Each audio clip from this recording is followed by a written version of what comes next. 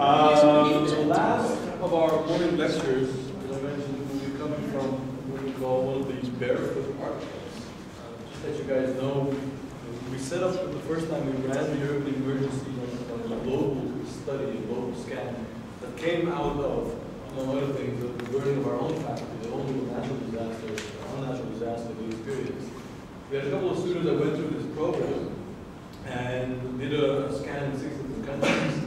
And when Henk went onto the field, basically in January, he called me on the 20th of February, I still remember the date, to say, you know, we're trying to get some Barefoot architects, we want to get some guys, you know, into the field, we need to get them here as soon as possible, preferably by the 1st of March, which was quite a challenge. And I think we had 1 or 2 already in the beginning of March there, and a couple others kind of followed as we went along. Among those, we have basically very young people in the field that were ex-students, young professionals, which is a very, very different thing, and actually a very novel thing, because I'm not even sure it's ever been done before, something like this. Because normally in situations like this, to be accepted from an NGO in the field, you need at least 4 years experience. So this is whether you're at CARE, or Cordate, or any of the organizations, that's a normal protocol. So what Henk was trying to put together here was something quite innovative in actually getting people at a very young, stage in the development, but then supporting it very much with, let's say, local shelter managers that could be there to support it in this phase. And it was a test case, which ended up being quite well, because we have now, actually the team has been extended. Some of them are back in Holland, some of you have added on to the team. So I'm asking you here to share a little bit of what it was like to be basically, plucked out of Holland and put right there in the Heidi framework. So you can share a little bit on that experience, and then later on his work on his more innovative work that he's been dealing with, because he's also a graduate here on sustainability issues. So, yeah, please. Well, thank you for having me here. My name is Nelissen. I graduated maybe 1.5 years ago from perspective. I graduated within dwelling, which for me covers the whole shelter issue, because it is a verb also in Holland. It's just home shelter. I have a company maybe since 3 years, and I did various projects in the development countries like Sri Lanka, Bosnia, Nepal, and as Alex said, I graduated as a student here, and with the background of sustainability. I did what's called the appendix for sustainability, that you just choose like half your master, all kind of subjects that are TDO, it's called, technology and sustainability. I applied also for to be Barefoot architect, where I felt a notice that there were people needed, and I smelled a chance as the work I love doing, working with other cultures. I called Henk on the telephone while I was in Port-au-Prince, and I spoke one sentence of French to him. He said, "You can learn, and let's start." So very quickly I was in Port-au-Prince. Here you see a full team that is now operational in Port-au-Prince. Pretty a lot of youngsters, not all architects anymore, and also definitely not all the Barefoot function, which was originally planned. What was the Barefoot function? The Barefoot function, I think it's really, a balance between very fresh insights versus the experience. This is a chance of learning from each other, and I think the initial thought of Henk when he thought up this strategy was to get people into the field, which are young architects, and could listen also to the people when they're implementing. These were the operational areas Henk also showed, where Cordate implements its program. They are very different areas. with different kind of opposites from vernacular rural environment, where you see this typology, which you definitely see back, versus a very urban informal context, and something in between, which is, I think, Ganguave city. So the first weeks I was there, it was very hectic, of course. There was not an office, so part of our work was setting up an office. The main office was in Port-au-Prince, but it was just not doable to transport each day from Leeuwen to France. It just takes 2 hours, which is a lot of efficiency, of course.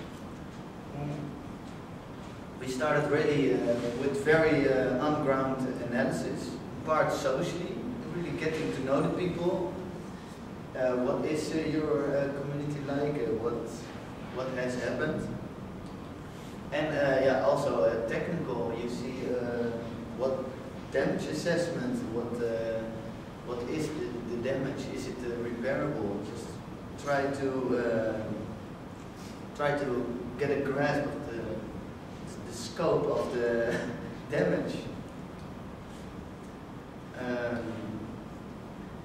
Very, very quickly, when Henk entered Haiti, he thought of, okay, I have to build quickly houses. And so first I have to look at what are possible partners who can build houses. And he found a company called Maxima, which is, they make prefabricated kitchens and also coffins. Very, and then he set up a side business with them to build core structures made out of wood, imported wood. He doesn't know the concept of sustainable forestry, so it's maybe better to import.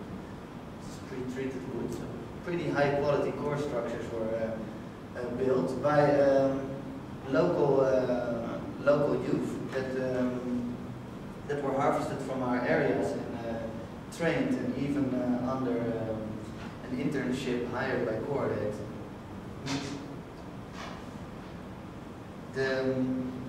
I think it's a good strategy to use, for example, this youth, because if you want to use local capacity, for example, the carpenters, they are not trained in making prefabricated structures. No, they are trained in what they do best. They build their own houses for other people, so it is not their strength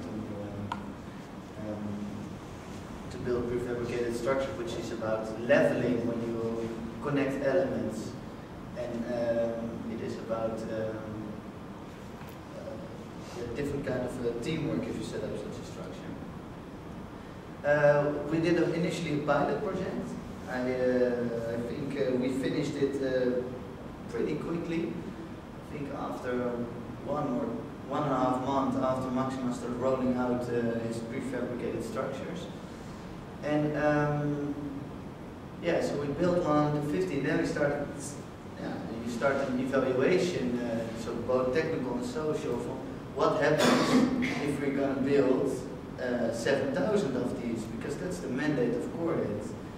It includes also repairs, but yeah, it is a product you set out, it's not a house you build, but 7 times the same house, so room for improvement in implementation is of course very useful. When we did this evaluation socially, Henk already mentioned that we started implementing on a different way. We started with the community action planning. It's a strategy to connect and to empower just the local communities. What do you want? Who is the one most in need? And most importantly, so what are you going to do about your situation? How can we support? Instead of just dropping off houses, which is of course like a lottery. You just one day you wake up and you have a new house. It's a very different way than if you help rebuilding it and think what are the possibilities. So a different social implementation strategy, and technically, of course, also some modifications were made to to the initial core structure design, and then you also start thinking, yeah, where as an organization do you take responsibility? Because it has to be at certain standards, because when there's becoming an earthquake or something, again, or a hurricane, and your building flies out, then everybody will point at you that you're the one responsible. So you have to take a stand in that, and it's the same issue that is still very alive in a country where there's no building regulations, and yeah, in the urban areas it's exactly the same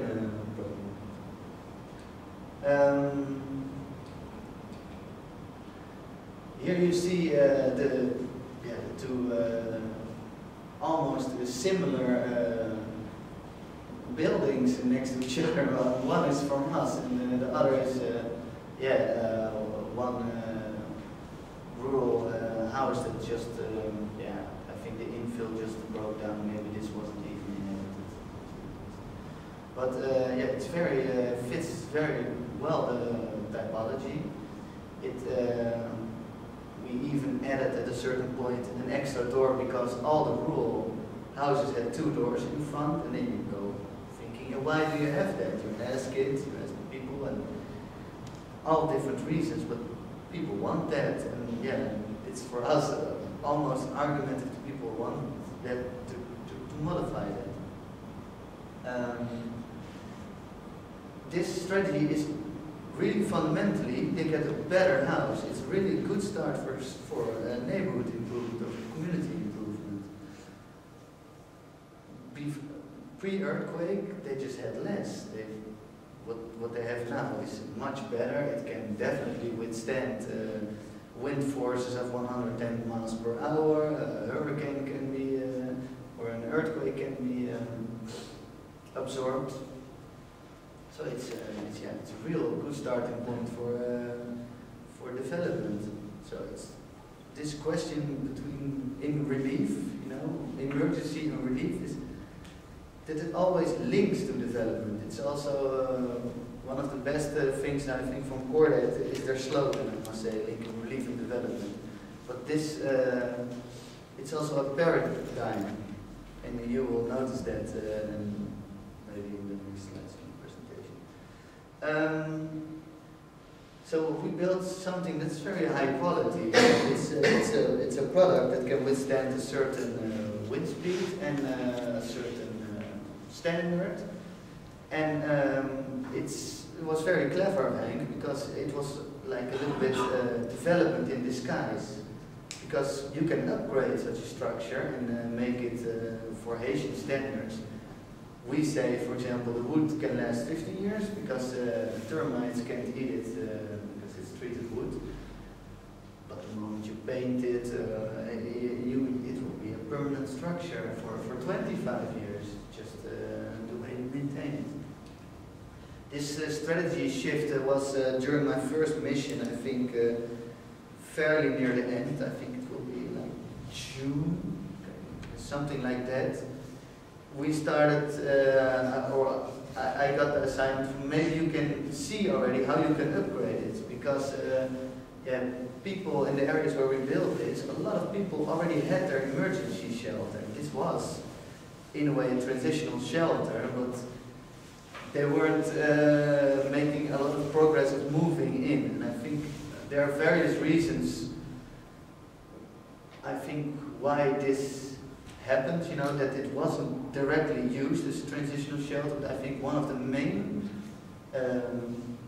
reasons for that is unclear communication with a dialogue that you have with the community. So what are you going to deliver? What is it's really that sometimes that breaks up an idea, because for example, CARE implemented the same type of shelters, and they said from the beginning on, we're going to build tarps around in plastic, and they all got inhabited in recorded areas. There's a lot of vacancy of these houses, because they think, oh, maybe if I wait, it will become permanent at a certain point. Well, luckily Cordet also decided to research on that. this was the first time I really had the feeling that I was doing